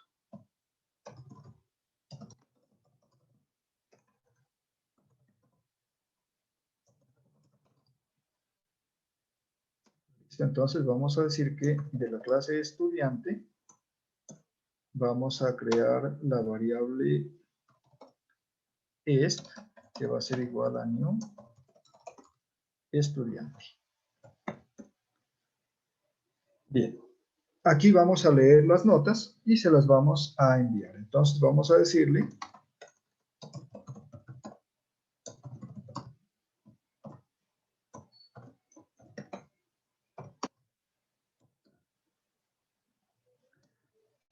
que nos proporcione el nombre.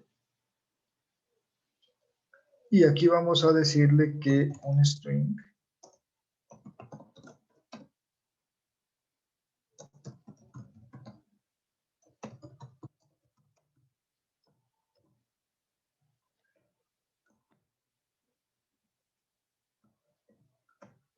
¿sí? Le decimos que nos introduzca un nombre y lo leemos en la variable nom. Ahora, si yo quiero que ese nombre llegue al objeto estudiante, debo tener un método set para poder enviarlo. Vamos a ver si definimos el método set porque me parece que no lo definimos. Entonces aquí tenía set paso 1. Miren que no coloqué el método nombre, entonces vamos a decirle que necesitamos set nombre, que va a recibir un string. Y lo que va a hacer este método es que a nombre le va a asignar lo que llevamos en la variable nom. Listo, miren, me faltaba ese método, ya lo hemos colocado. Y ahora ya podemos decirle acá que estudiante.set nombre y entre paréntesis le vamos a mandar la variable nom que acabamos de leer. Listo, entonces leemos mostramos una etiqueta en pantalla, leemos un dato y lo enviamos al objeto. ¿Listo? Vamos a hacerlo propio con nota del paso 1 y nota del paso 2. Entonces vamos a decirle que nos entre nota del paso 1 y aquí ya no es un string, esto es un float, ¿cierto?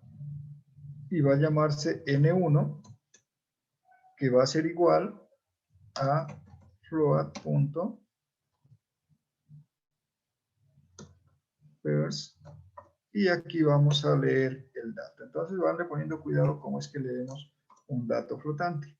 Listo, y ahora le vamos a decir aquí paso 1 y le vamos a enviar la nota 1. Y lo mismo vamos a hacer para la nota del paso 2. ¿Sí? Leemos en la variable n2 y la enviamos. ¿Listo? Y a partir de allí ya podemos hacer uso de los otros métodos que tenemos definidos acá. Bastaría con que yo le pregunte si aprobó o no aprobó.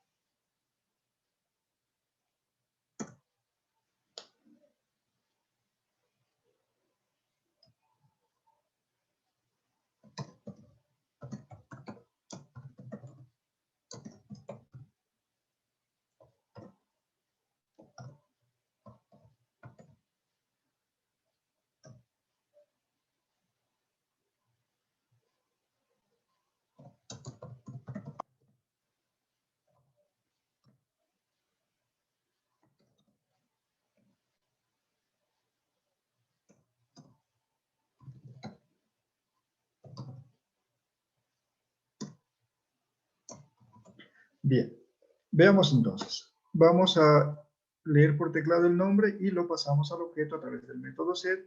Leemos por teclado la nota del paso 1 y la pasamos al objeto a través del método set paso 1. Leemos la nota del paso 2 y la pasamos al objeto a través del método set paso 2. Y ahora vamos a averiguar si el estudiante aprobó o no aprobó el curso. ¿Listo? Como está en este momento, él nos va a decir un verdadero o un falso. Veamos si tenemos errores. Y si no, pues de una vez vemos su funcionamiento.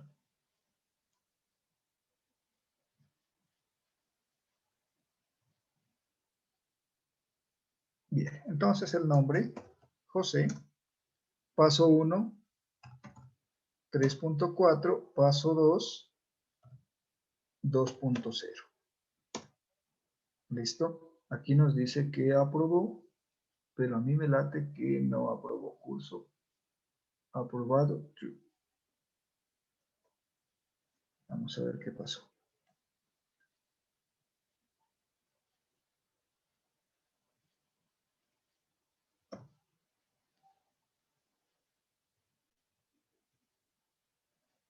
Calcular definitiva, paso 1 más paso 2 dividido sobre 2, nota definitiva. Y cuando decimos calcular definitiva, return definitiva y get aprobó, si la nota es mayor o igual a 3. Aparentemente está bien. Vamos a pedirle que nos muestre también la nota definitiva. Y así sabremos qué es lo que está pasando.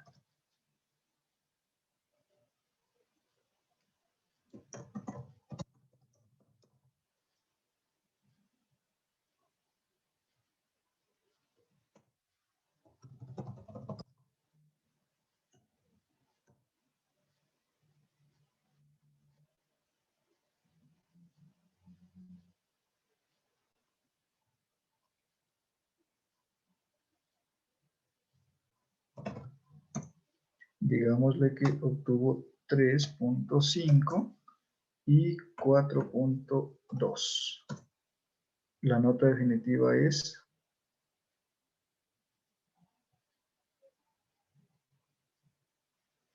3.8 y esto es true. A ver, ¿qué es lo que está pasando aquí?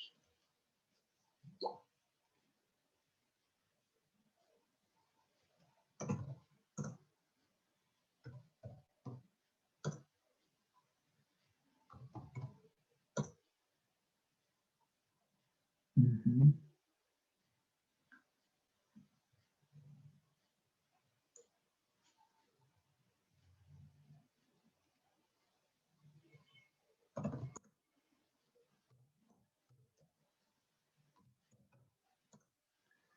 Sí.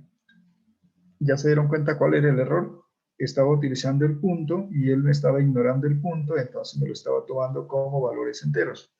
Necesito utilizar coma. Entonces, si doy 2,2 y 1,2, el promedio es 1.7, 1,7 y aprobado es falso. Sí, entonces aquí tenemos el ejemplo de una decisión doble, sí, colocada aquí. ¿Listo? Pero miren que yo podría colocar también una condición acá en el main. Y yo podría decirle sí, y voy a traer este método, ¿cierto? Esto me va a devolver verdadero o falso, así que es una expresión lógica. Miren, puedo colocar directamente esto, y esa es una expresión lógica, así que la puedo evaluar. Y si esto es sí,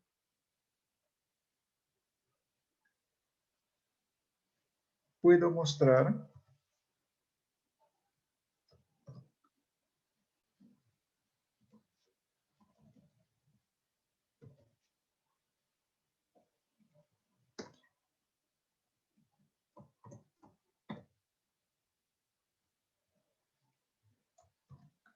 Y si es no,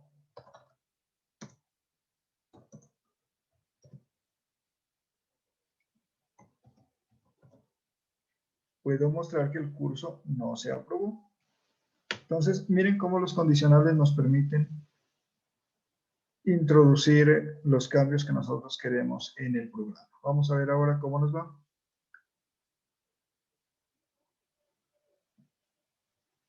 Digamos que se llama José, que la nota es 4,5 y 3,8. La nota definitiva nos dio 4,1 y el curso fue aprobado. Miren que ya no me sale el true o el false que me devuelve la clase acá, ¿cierto? Sino que yo puedo interpretar ese true o ese false y mostrar el mensaje que yo quiero. Bien, ¿alguien tenía una pregunta? No sé si el ingeniero Fabián le respondió.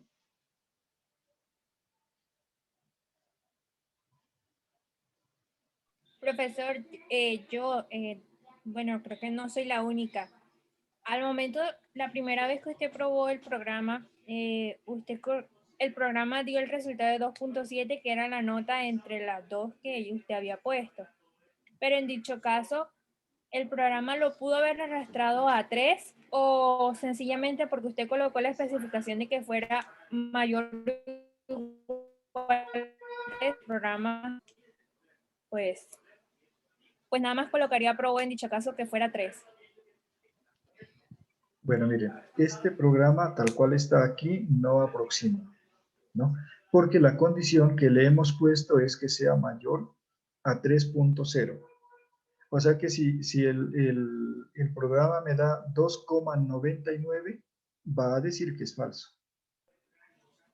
Ok, o sea, No porque hay aproximación aquí en este caso. o sea, porque está cumpliendo con especificaciones totalmente claras. Así es, él va a evaluar exactamente esta condición, ¿no?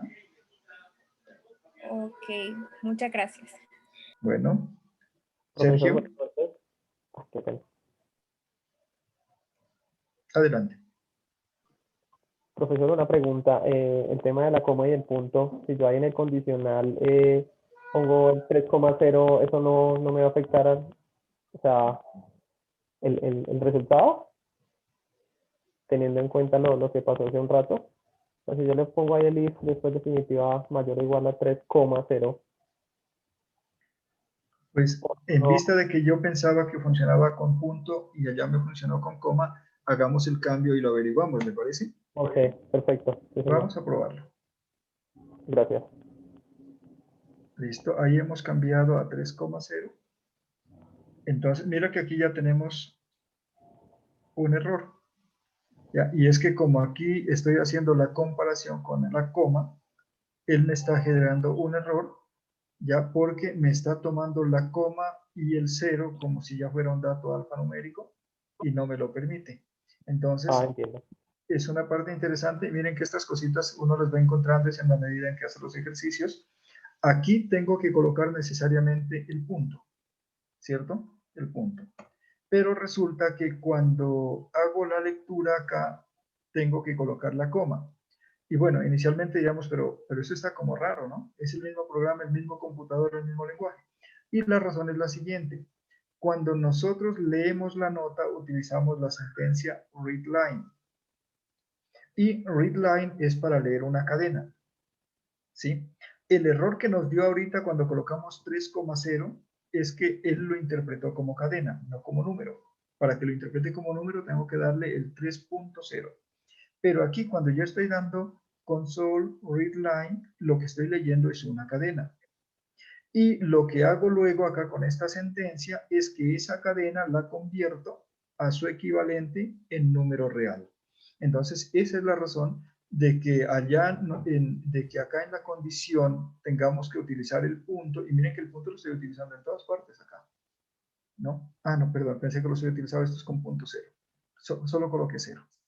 ¿Listo? Entonces, acá estoy colocando el 3,0 como referente para la condición, pero acá me pide que utilice la coma. Es por la conversión que se lleva a cabo. Bueno. Listo, profesor, muy bien. Muchas gracias. Buenas noches. José, adelante. Profe, una preguntita. Para complementar el ejercicio número 3, que ahora habló el compañero, que pide, o sea, tocaría hacer dos, en pocas palabras, dos if y dos else, ¿no? Que es El para, ejercicio. ajá, que es para calcular la edad, o sea, de la intercambio, que pide Ajá. que sea mayor a 22 y la nota de 4.5. Entonces, para implementar el if, tocaría, se puede poner dos if juntos o tocaría separarlos con un if y un else y intercalados, pues, hago referencia. No. En ese caso son dos condiciones en el mismo if. ¿Listo? Voy a responder estas dos preguntitas y ahorita mismo les muestro que yo puedo colocar dos condicionales en un mismo if. Yo puedo colocar dos condiciones unidas con un operador, ¿qué se llaman estos? Un operador lógico, un i. Listo, pero tengo a Sergio y a Juliana con la mano alzada. No sé si se les quedó alzada, deben estar cansados ya. O quería preguntar. Adelante, Sergio. Miren, si tienen dudas, pues hagan la pregunta aquí, que precisamente para eso es que Profe, dejamos qué estos pena. espacios. Listo, Andrés, dale. Public void, ¿qué significa? Public void. Eso. Ya. Mire, este public se refiere a la forma de acceso. ¿Listo? Un atributo o un método puede ser public, que significa público, significa que se puede acceder desde fuera, o puede ser private, que significa que no se puede acceder desde fuera. ¿Listo? Es público y es privado. Significa que esto que es private, es privado, solo puede tener acceso a alguien que está en la misma clase. ¿Listo? Y esto que es public puede tener acceso cualquiera desde fuera. Entonces, a estos métodos los podemos llamar desde acá, desde esta es otra clase, esto es como si fuera otra familia, como si fuera otra casa, ¿cierto? Entonces, para que desde aquí podamos llamar, por ejemplo, a este método, significa que sea public. Si fuera private, no podríamos, ¿sí? Y este void significa que este método no devuelve nada. Solo hace un cálculo, pero no devuelve nada. Mientras que acá, por ejemplo, este que tiene un float significa que devuelve un dato flotante, un dato real. Cuando estos métodos son void, mire que aquí no hay ninguna sentencia return. Pero acá que es float, sí tenemos un return. ¿Listo? ¿Alguien más? Pero había uno que, ese no, sino el bol, el BO o L. Bull. Ese, Acá ajá, sí, ese. Ya. Igual, mira, public significa que puede ser llamado desde fuera y bool significa que devuelve un dato flotante. ¿Qué va a devolver? Esta variable. ¿Y esta variable de qué tipo es? Es de tipo bool. ¿Listo? Este bool podría ser int, podría ser string, podría ser char, podría ser float. Es un tipo de dato. O sea, eso generaliza en sí la parte decimal. No, bool no es decimal. Bool es un dato de tipo lógico. Solo puede tomar dos valores, true o false. True o false. Los datos bool son lógicos. Ya.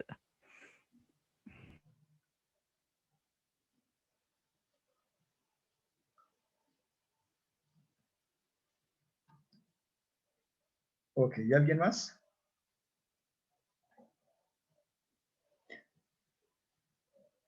Bueno, voy a hacer un cambio aquí en este método para mostrar cómo podemos hacer una decisión en la que examinemos dos valores.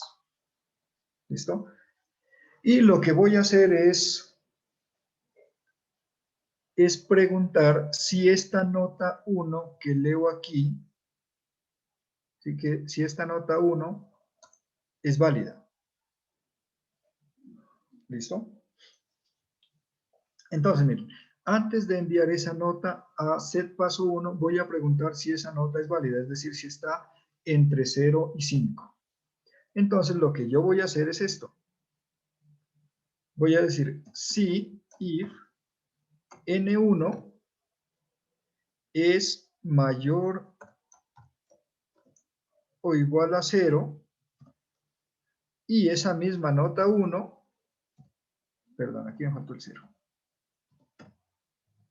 Y esa misma nota 1 es menor o igual a 5.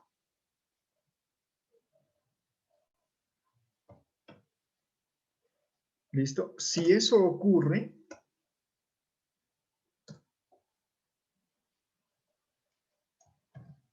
vamos a enviarla acá. ¿Listo? En caso contrario, no la enviamos. Entonces, miren que aquí estoy colocando una condición doble.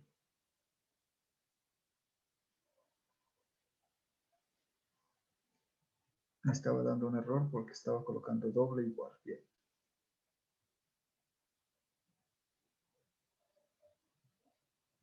Entonces, ahora sí probemos. José, nota del paso 1, 3,2. ¿Listo? Nota del paso 2, 4,3. Nota definitiva 3,7, curso aprobado. ¿Cierto? Ahora, ¿qué pasa si introduzco una nota no válida? Mire, nombre, José. Nota del paso 1, menos 3,2. Y nota del paso 2, 4. ¿Sí? ¿Cuál fue la nota definitiva? 2. ¿Por qué? Mire, porque este 4 lo dividió para 2, porque esta nota que es negativa no me la guardó. Entonces se quedó con la nota que le habíamos asignado en el constructor, ¿sí? Que era 0. Y por ende no aprobó. Entonces, miren los que tenían la duda. Con este doble ampersand significa y. O sea que debe cumplirse esta condición y debe cumplirse esta segunda condición para que esta decisión se pueda tomar. ¿Listo? Doctor, perdón, yo tengo una duda. Es con respecto a la nota y a la edad, porque es que uno sería un dato de Sí, tipo claro. flotante y el otro sería un dato de tipo entero. No tiene ¿Cómo ningún se- inconveniente. Aquí va a ser edad y aquí va a ser nota. Y no pasa nada. Ah, listo, tutor, muchas gracias. ¿Listo? Convirtamos esta en una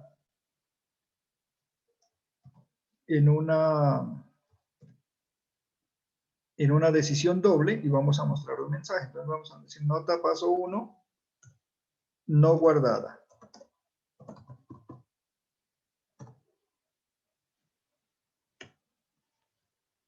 ¿Listo? Entonces ahora miren.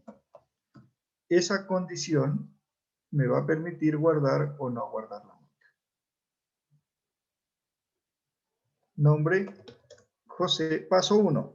¿Listo? Le voy a decir que la nota es 6.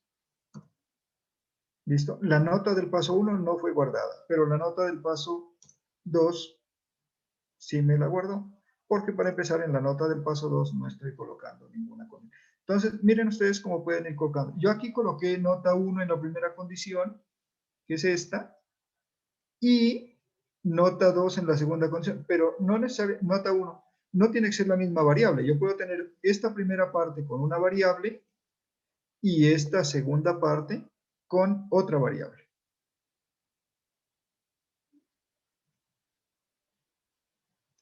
Listo, veamos. Y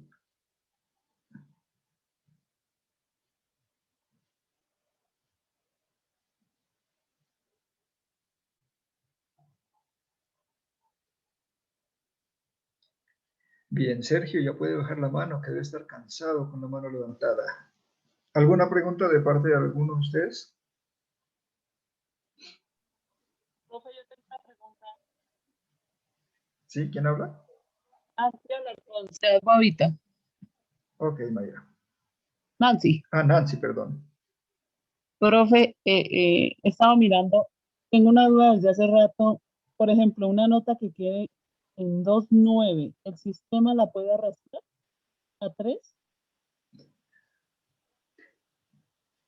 No, no la puede arrastrar. Si la condición es que sea mayor o igual a 3, el Sí, 2,9 es menor y no pasa. o sea, de ninguna manera. De ninguna manera. Ah, bueno, profe, gracias. Bueno.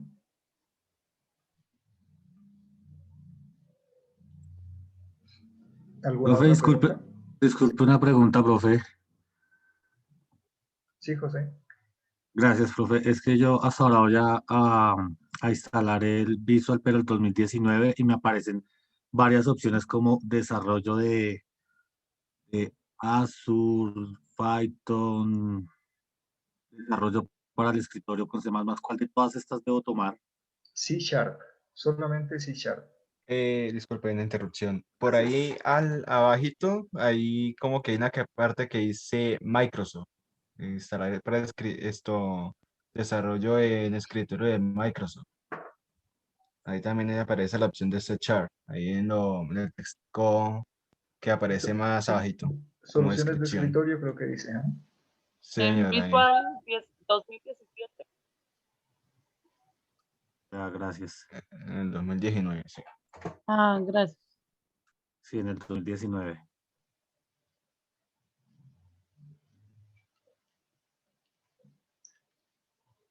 Bueno, ¿alguna otra? Ah, Luis.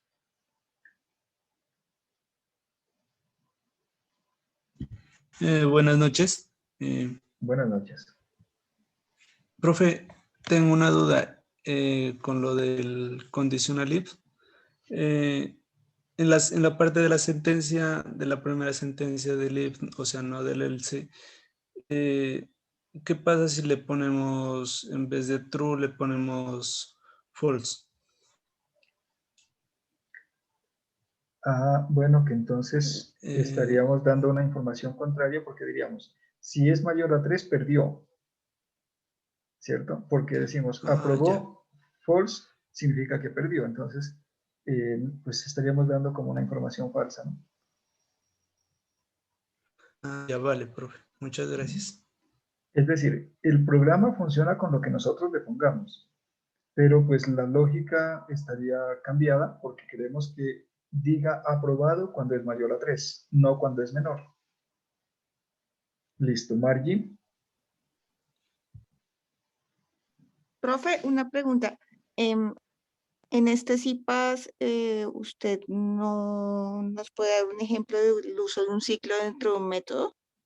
¿O eso es tema de otros CIPAS? Eso lo vamos a hacer en otra sesión. Lo que pasa es que los ciclos también requieren su tiempo para explicarlos. Así como me he tardado 2 horas explicando lo de condicionales, pues necesito un tiempito para lo de los ciclos, así que lo dejamos para otra sesión. Ah, vale. Gracias.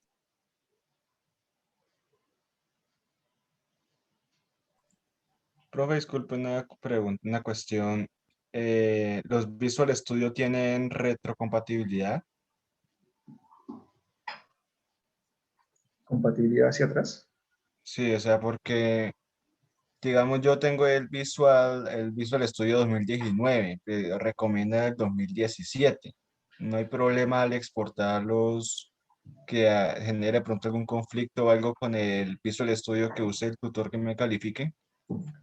Miren, lo que estamos utilizando aquí no tiene problema, pero claro, las versiones nuevas incluyen paquetes que no estaban en las anteriores y si usáramos esos paquetes sí tendríamos dificultades, pero esto que estamos utilizando es lo básico, está en todas las versiones. Ah, ok, muchas gracias. Bueno.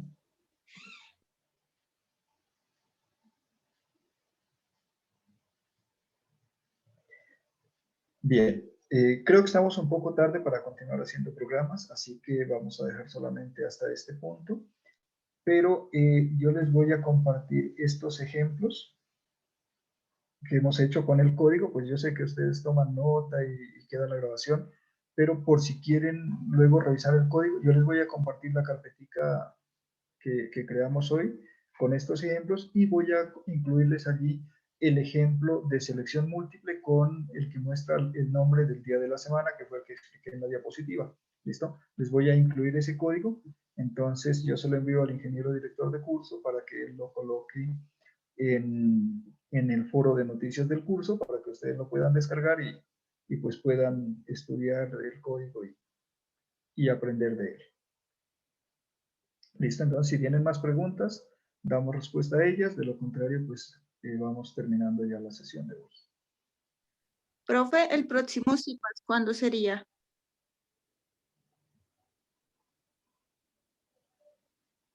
Hay que hacerlo en la semana.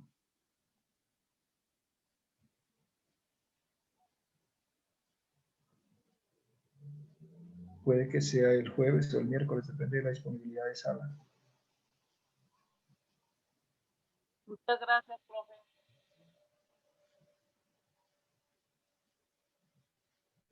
Bueno, muchas gracias a todos ustedes por su Muchas gracias. atención. Profe, ¿esa grabación cuándo la envía? Miren, esta grabación queda pendiente a que los funcionarios de la GIDT me la envíen a mí y que yo la suba y se las pueda compartir. Así que no depende solo de mí. En cuanto me la envíen a mí, yo la comparto. Listo, profe, gracias.